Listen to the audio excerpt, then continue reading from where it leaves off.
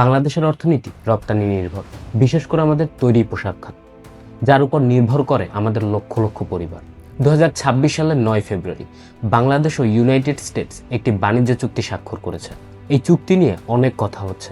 কেউ বলছে এটা আমাদের জন্য একটা বড় সুযোগ, আর কেউ বলছে দীর্ঘমেয়াদে এটা আমাদের জন্য বড় ঝুঁকি বাড়াবে। আজ এই ভিডিওর মাধ্যমে আমরা কিছু প্রশ্নের উত্তর খুঁজব।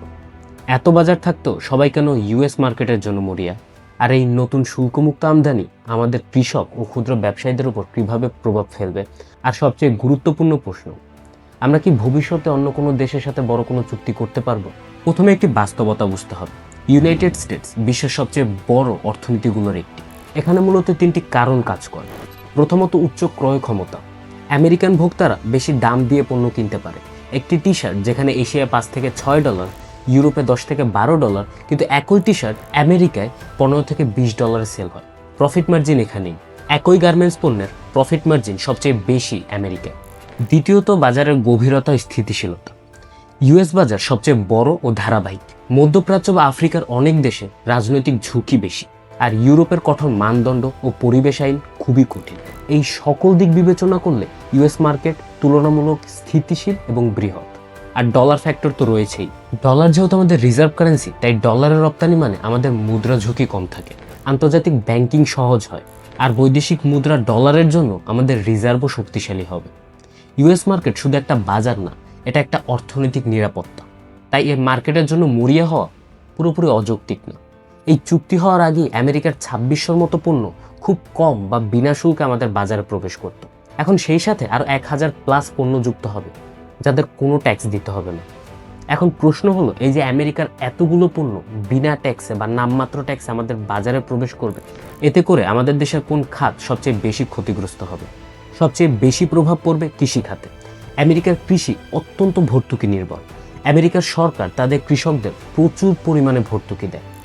এর ফলে কৃষকদের উৎপাদন খরচ অনেক কম হয়। তাই আন্তর্জাতিক বাজারে তারা খুব কম মূল্যে প্রতিযোগিতামূলক দামে পণ্য বিক্রি করতে পারে। কিন্তু বাংলাদেশের কৃষকরা এখনও কৃষিতে তেমন আধুনিক যন্ত্রপাতি ব্যবহারে অভ্যস্ত না।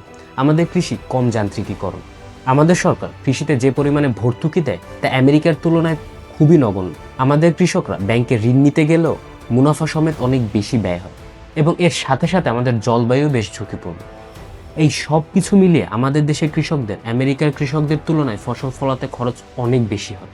এই অবস্থায় যদি আমেরিকার সস্তা পণ্য বাজারে চলে আসে, তাহলে আমাদের লোকাল কৃষকরা চাপে পড়বে।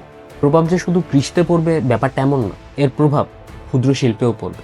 এর ফলে ক্ষুদ্র শিল্প বেশ খানিকটা ক্ষতিগ্রস্ত হবে।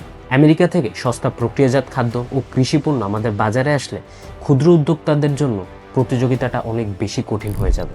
কিন্তু আমদানিকৃত সেই পণ্য দিয়ে যদি বড় শিল্প গড়ে ওঠে, তাহলে দীর্ঘমেয়াদে আমাদের দেশে অনেক কর্মসংস্থান সৃষ্টি হতে পারে। যুক্তরাষ্ট্র বাংলাদেশের সবচেয়ে বড় একক রপ্তানি বাজারগুলোর একটি। আমেরিকা থেকে বাংলাদেশের রপ্তানি প্রায় 75 থেকে 85% আসে তৈরি পোশাক খাত থেকে। আর পোশাক তৈরিতে মূল কাঁচামাল হিসেবে ব্যবহৃত হয় তুলা। বাংলাদেশ নিজে তুলা উৎপাদনে স্বয়ংসম্পূর্ণ না। এই চুক্তির একটা বিশেষ দিক হলো, আমরা যদি আমেরিকা দিয়ে তুলো আমদানি করে সেই তুলো দিয়ে তৈরি পোশাক আমেরিকায় রপ্তানি করি, তাহলে সেই পোশাকে কোনো ট্যাক্স দিতে হবে না বাংলাদেশের। কিন্তু যদি তুলো আমেরিকা থেকে না নেই আর সেই পোশাক আমেরিকায় রপ্তানি করি, তাহলে সেই পোশাকের উপর 19 থেকে 20% পর্যন্ত ট্যাক্স দিতে হতে পারে আমাদের তুলা আমদানির প্রধান উৎস ইন্ডিয়া, ব্রাজিল এবং আমেরিকা। আমেরিকার তুলা সাধারণত ভালো মানের, কিন্তু দাম কিছুটা বেশি, কিন্তু তার সাথে সাথে সরবরাহ স্থিতিশীল। এখন চুক্তিতে বলা হয়েছে ইউএস তুলা ব্যবহার করলে শুল্ক সুবিধা পাওয়া যাবে।